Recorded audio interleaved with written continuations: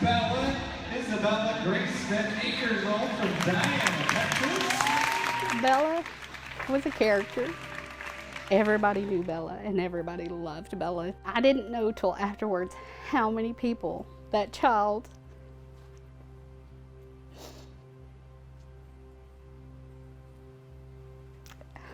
touched. Deanna Smith fights back tears as she remembers her 9-year-old daughter, Isabella, or Bella, and the day her life would forever be changed. She wanted to go to her cheer class early because her teacher said if you come early, then we'll work on your back bends. And she was so excited, so we were leaving early that night. February 26 was a normal day in the Smith household. Deanna's daughter was getting ready for cheer practice that afternoon. She had just finished painting her nails.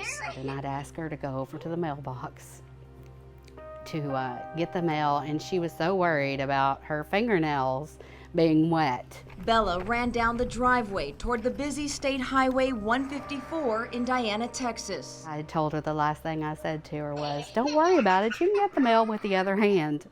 And that's the last thing I said. And she got out of the car, and normally she looked both ways. In fact, she checked it several times, but for some reason, she was looking at her hand. And she got out of the car and she just took off running. And she never looked. And Patrick Johnson, an area youth counselor and former pastor, was heading home to his family that day. He had been running some errands for an upcoming trip he was planning to take his students on. He was heading eastbound, going the speed limit. Just that fast, it happened.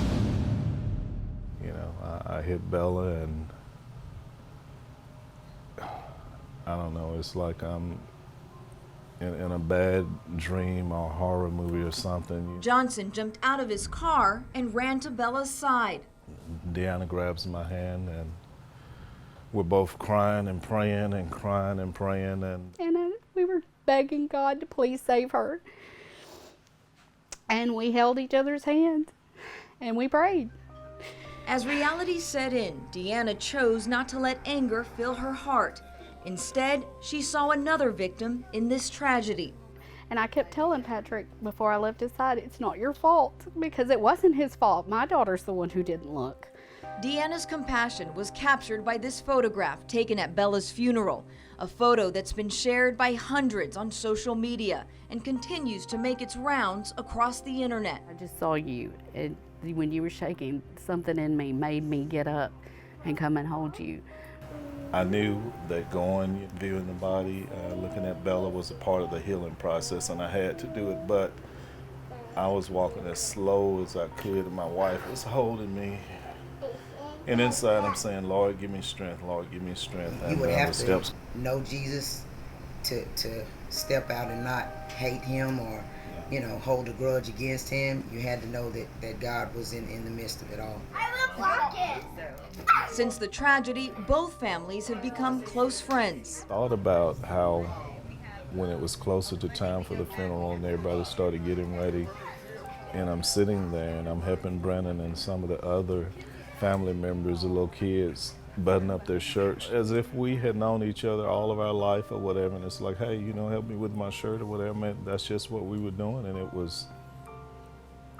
it's hard to explain. Patrick now uses this experience when ministering and counseling others. I have a feeling that that's why that this happened, is so I could meet him. Together, the Johnsons and Smiths are lifting each other up and carrying on the memory of the little girl who touched lives. We're gonna make it through this. I know we are. And many more Bella never even met. God's gonna get the glory in all of this. I know he is. God's gonna get the glory in all of this.